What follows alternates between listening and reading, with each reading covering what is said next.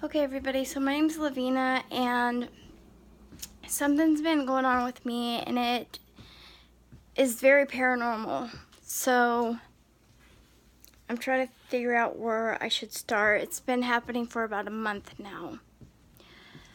Okay, so a month ago, I started feeling something touching my back, and it kind of happens off and on. Sometimes it feels very light, and sometimes it feels very strong. Don't mind my lips. They're very chapped. So I didn't know what to think of it. To me, I know the Lord. I am a Pentecostal Christian.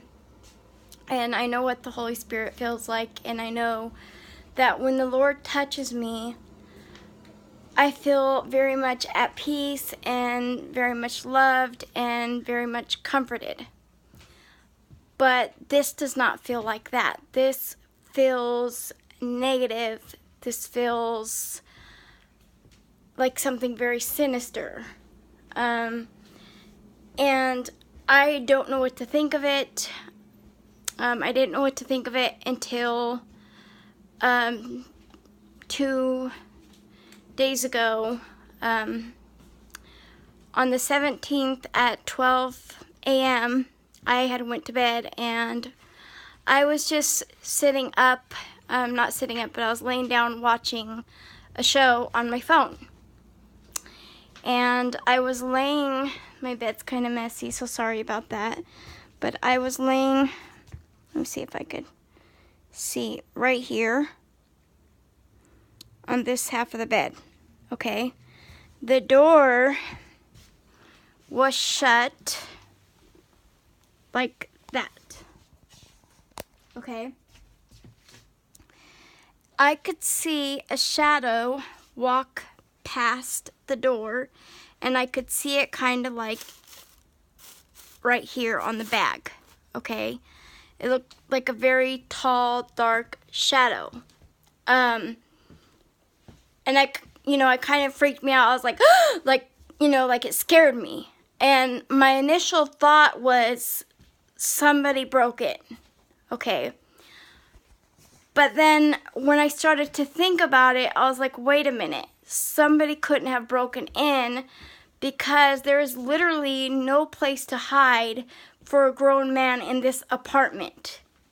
So if somebody broke in when we had left the house, there would literally be no place for a grown man to hide unless he was the size of a 2-year-old. The second thing would be, if somebody had broken in when we were in the room, me and my husband would have heard it. I was awake, so I would have heard it, and my husband is a light sleeper, so he would have heard it. Okay, so that happened. And then I went to sleep, and I had this weird dream, and in this dream, I was like a child. But in this dream, I saw the same shadow that I saw when I was awake. And when I saw it in my dream, it made me incredibly, incredibly dizzy. And I woke up dizzy. I woke up very lightheaded. I woke up, very lightheaded. I woke up very, feeling like the room was spinning, feeling very, an unsettling type of feeling. So that was the first time. It happened like a couple of more times after that. I would have that same exact dream, and at the same exact part, I would see that shadow, and I would get that dizzy feeling again.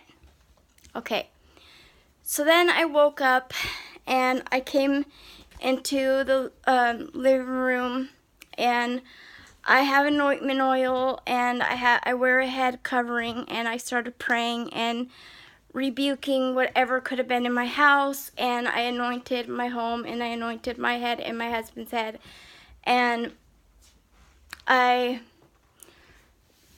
kind of sat up for a little bit and I recorded this video, but I kind of put a little too much information that I didn't want to give, so I have to redo this.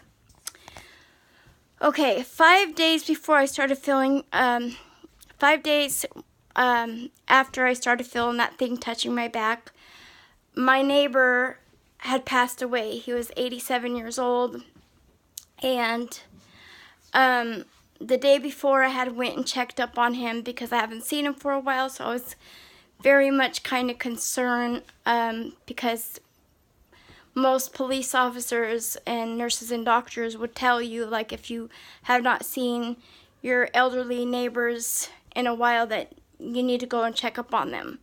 So that's what I did. I went and knocked on his door, and he answered, and I was kind of like, how are you doing? I haven't seen you for a while. I'm a little concerned. And he told me, I'm okay, I just don't feel good. And I was like, okay. And so I left him alone. I left. The next day, in the evening, I was sitting at my table in my dining room area, and I say area because I live in a one-bedroom apartment, and it's pretty small. I was sitting at the table watching videos, and my husband was in our room taking a nap. All of a sudden, I started hearing this bang, bang, bang on the door. And I don't answer my door unless my husband is in the same room with me, because it is very dangerous to just open up your door in the neighborhood we live in. So my husband come running out into the living room. He's like, open the door. And I opened it, and there was police officers out there, and they're like, we need to get into the main house. Can we get in through the main house in your apartment? I said, well, no.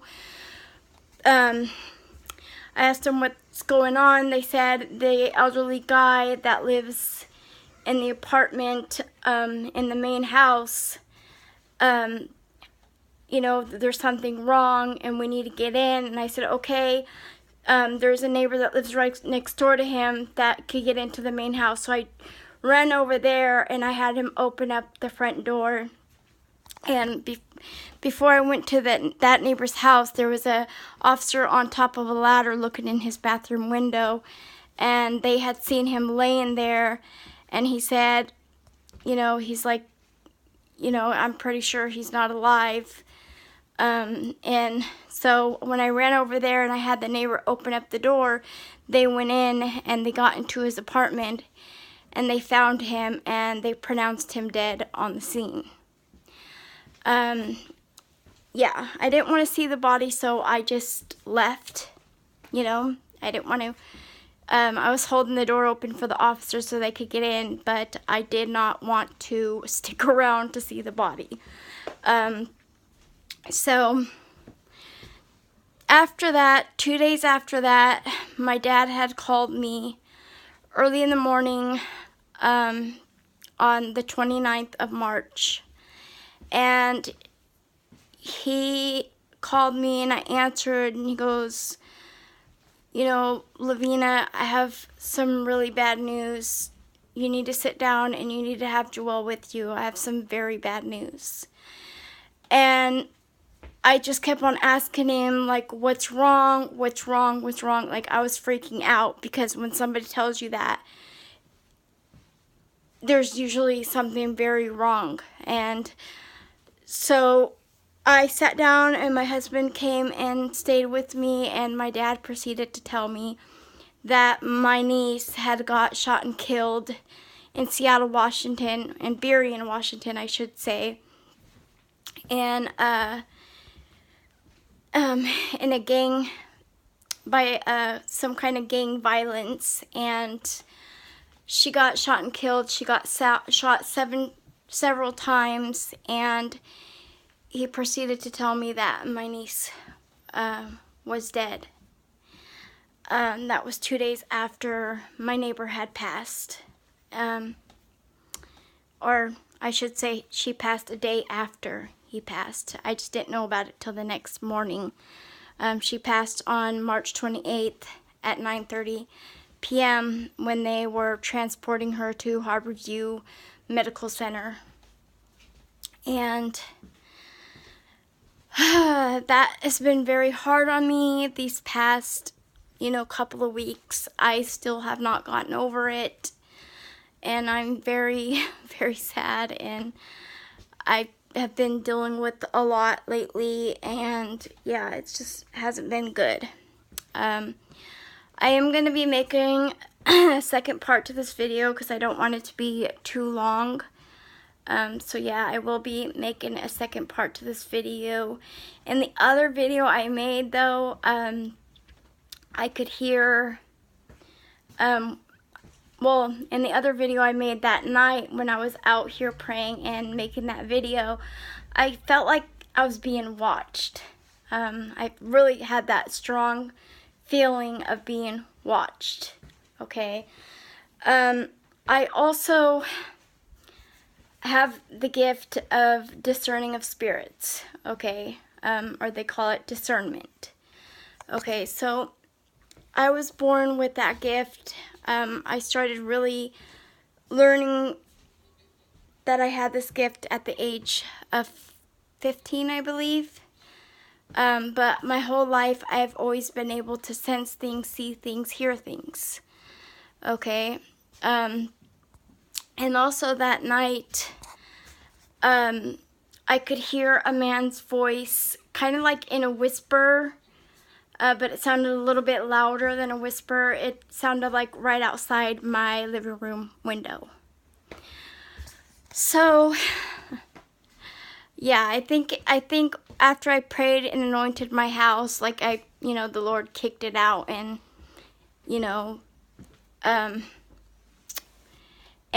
but I will tell you what happened in the second video because there is a second part to this, unfortunately.